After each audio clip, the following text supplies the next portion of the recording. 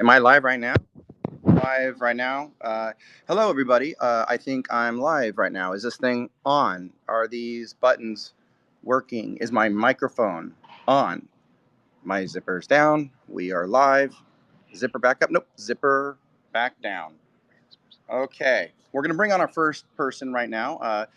And it is going to be C dot. Okay, there was an error adding C dot. We almost had you. So we're going to go to the next person. Norris. Let's see if this works. Norris can now speak. Hello, Norris. Are you there? Do you want to talk to me about anything? I don't know if we can hear anything yet. Wait, that's all on, right? Okay, so we got a good thing. If you guys can hear me, that's part of it. The other part of this is we're hoping that I can hear you. But if I can't hear you, it's going to be weird. Maybe if we get off the Wi-Fi. Maybe the Wi-Fi is slow over here. We're in a rehearsal space, guys. Bear with us. We're in space. We rehearse in space. We rehearse in space. This is not an iPhone? Can't tell. Okay. All right. This might be better. All right. Let's see if we can get someone to come on with us. As soon as we hear somebody, we're golden. I could talk to you guys a lot about me right now, but I want to talk about you. We have nobody just yet. Twitter needs more technology. Someone get a hold of Jack, the guy that started Twitter. He's the CEO, I think. Yep. There we go. I hear someone. Who's this? That was very cute. Is someone muted? I feel like there's a mute thing happening here. Mike Flanagan can now speak. Is Mike Flanagan there? Unmute everyone. Maybe that'll work. Is Mike Flanagan there? Yeah, I think we got a copy here. Can you hear me? Yeah, I can hear you. How are you, Mike? It's Tom here. This is gonna be a lot better if someone talks to me than me just talking like by myself. How are you? I'm doing well. I'm in Ogden, Utah.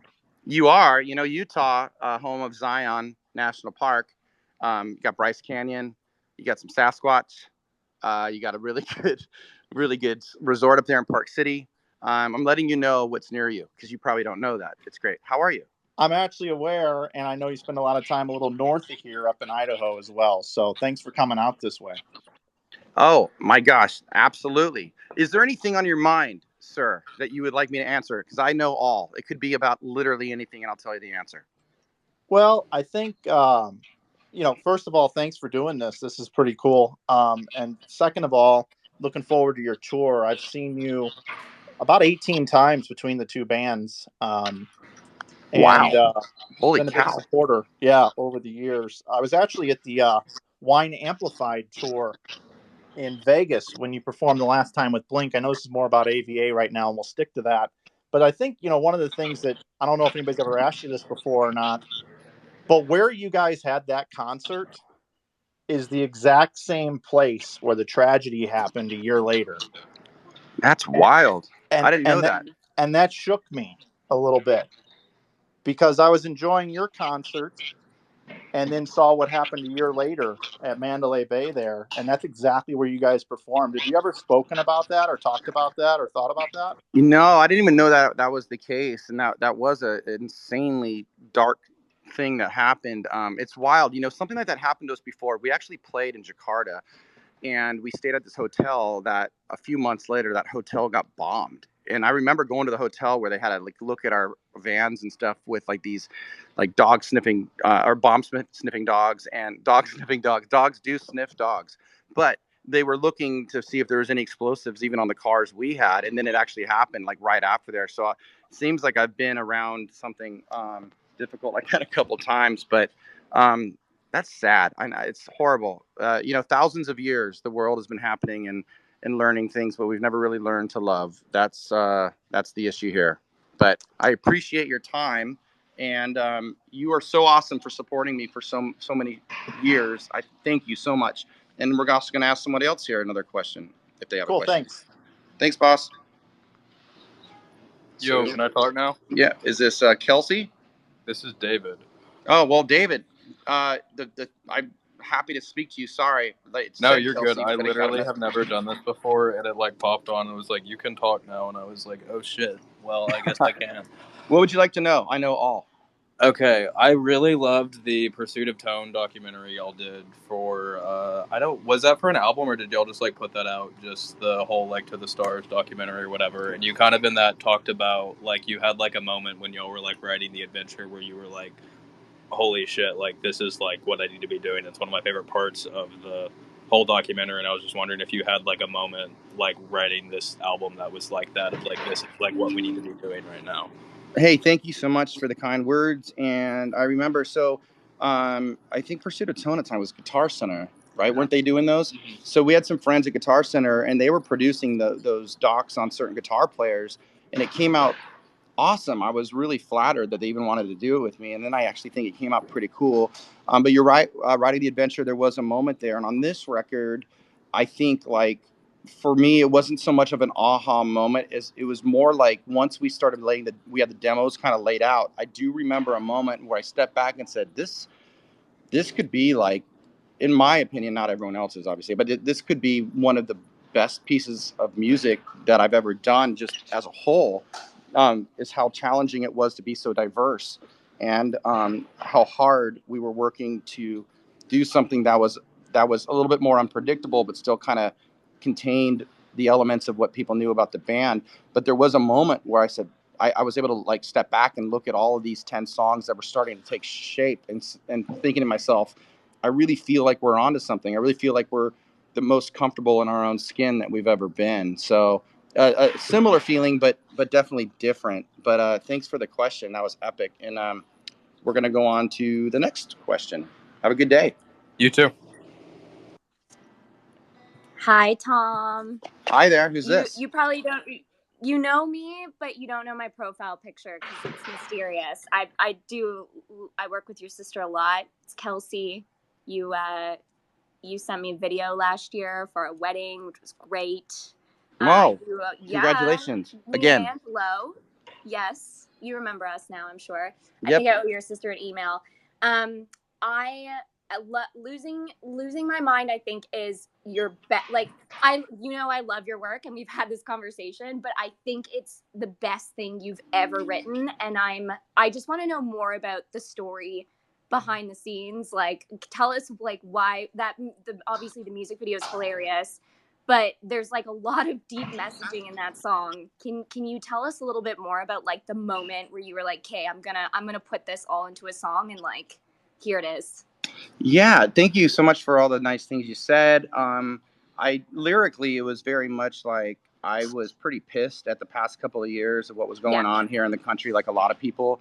And I felt like if I didn't say something, then I would have really regretted it. I don't usually sing about anything political or anything that can be divisive or polarizing necessarily. But I felt like I really needed to say something about this stuff. But I remember the song. When we started writing the song, it started with like just a bass line and this electronic beat, and right when I heard that, I felt like I should kind of whisper the vocal part. And I had a concerted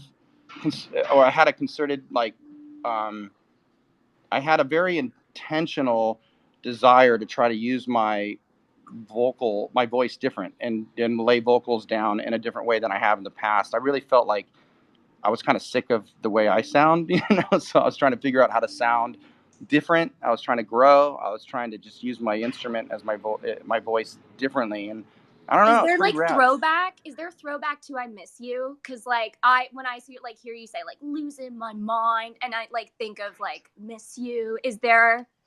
Do we have like a connect there? The connection would be my inability to think of something new. It's like, I don't even know. I didn't realize that. Oh shit, I'm copying myself. But no, but it's like, I think a sound that, it's you, but it's so uniquely Angels and Airwaves as well. Like it does, it's, I don't know. I'm sure there's a lot of people who've listened to this like on repeat in their cars, like on full blast, and just sang along, and then figured out that they were changing the way that they were speaking, because it's like the enunciation is so perfect. Anyways, I love it. And congrats. Thank you. I'm so happy for you. I think Thank you so much. You are so nice. Awesome. Well, thank you. We'll hopefully we'll meet up at some time, and we'll continue here. But you are so kind. Thank you. All right. Next question is, who do we got here? Hi. Hello. Oh my god, this is crazy. How are you? Hi. I'm fine. I don't even know what to say because I'm from Brazil, so my English is kind of bad. So Yo, I'm it's sorry. perfect. You're fine. Thanks. So I wanna know which song took the longest to finish, and which one is your favorite? Oh my gosh, thank you. That's a good question. I would think that I probably like Euphoria was the longest because we went through a lot of different choruses. And actually, that's something we should release later, are the different versions of that song. Trying to figure out how to do something um, progressive, something anthemic, something unpredictable. It took us a while to arrange that song. There's so many things happening in that song that I think people would be kind of blown away what it takes to actually achieve, or not to achieve, what it takes to end up where we ended up. If you were to see the amount of tracks, the amount of things that are happening, and all the different arrangements we tried, all the different choruses we tried, that's just me trying to do the best I can. And at some point, you got to stop. And so when we stopped, this is the version that you hear. But thanks for that question. That was a good question. Thank you. Please come to Brazil. We love Oh, you. I'm hoping We to. love you Thank you guys. so much. Thank you. By the way, the record is amazing. I love it. I hear it every day going to school. So yeah. Thank you. Awesome. All right. Hello. Next question. Who we got here? Do we have anybody here? You got to bring someone else on stage. Oh, here we go. Mike P. Hi.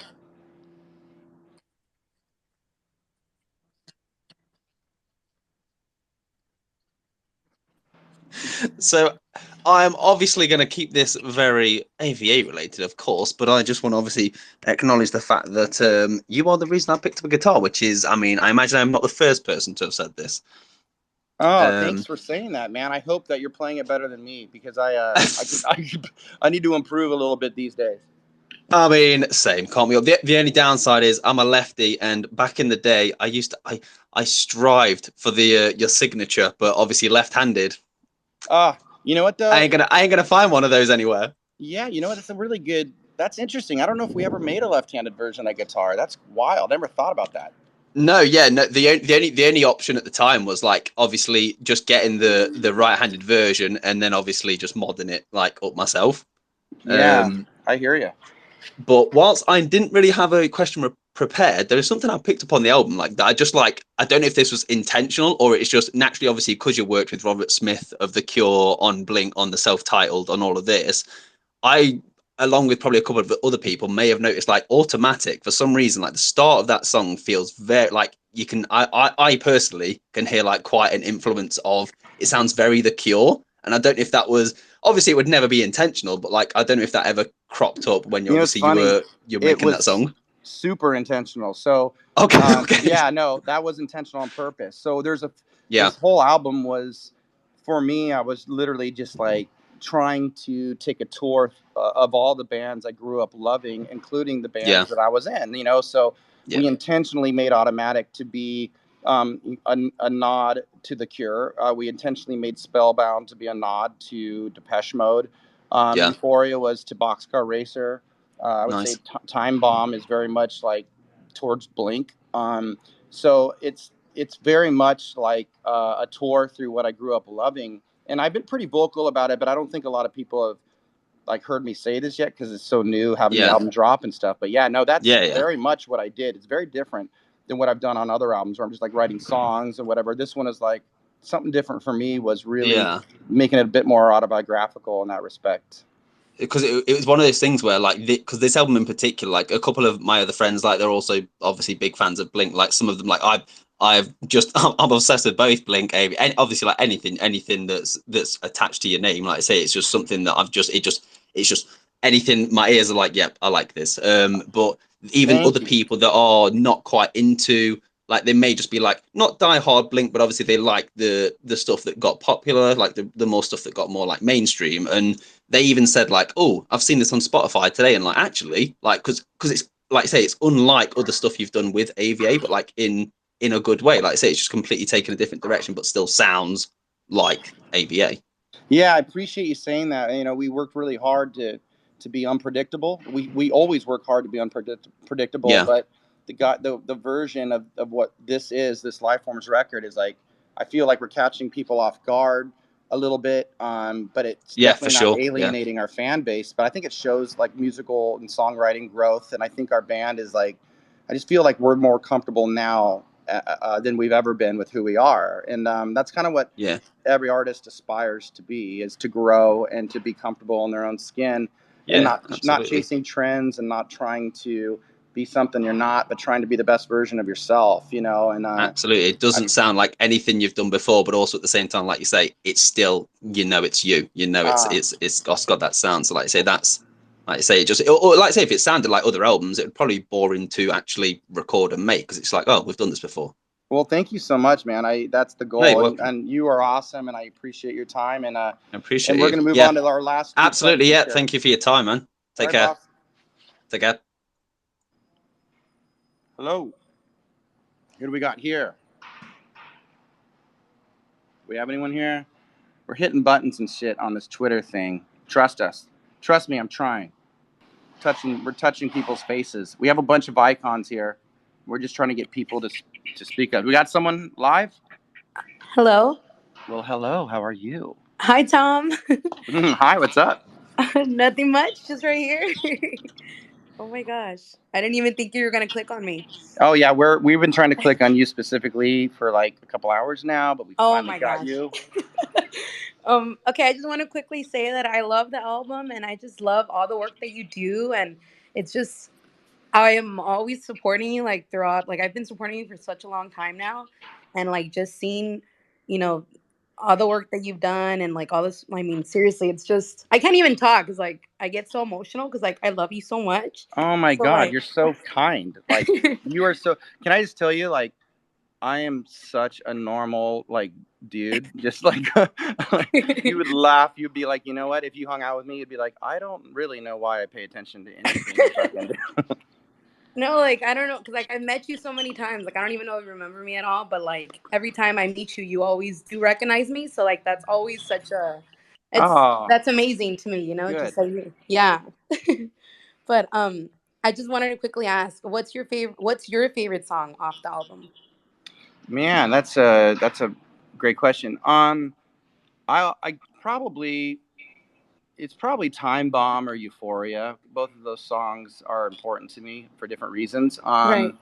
But I mean, I like the Time Bomb song. I can't really get sick of that. It's like a perfect pop punk, prog, pop punk song. It's just Definitely. catchy and fun, and but each song has something special to it. I mean, it's like Spellbound and Losing My Mind. Like these songs are like those are like landscapes and textures I've never fucked around with before. So I'm Right. really proud of being able to pull that shit off.